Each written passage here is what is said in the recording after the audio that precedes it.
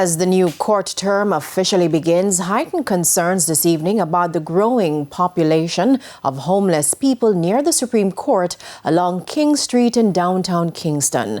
Judge of Appeal Justice Paulette Williams pointed to two recent confrontations, one of which could have turned into tragedy if the security forces did not intervene. Kalisha Williams reports.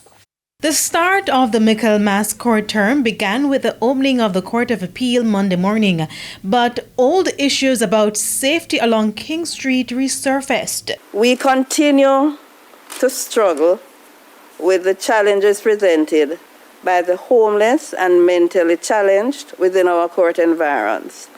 Appeal Court Judge Justice Paulette Williams pointed to a fire at the Court of Appeal building in downtown Kingston in July that forced the court closed for almost a week.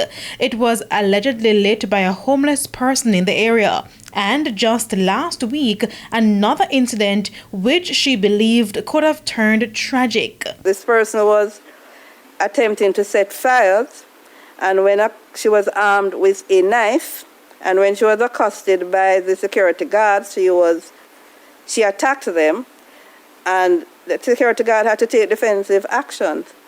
And there was discharge of a firearm in the circumstances. So we had to have the police brought in. So these are some of the challenges that we contend with them. The real safety concerns it raises. And we are not unmindful because we, as we traverse the roads to get here, often encounter and have to dodge or seek cover sometimes because of the situation.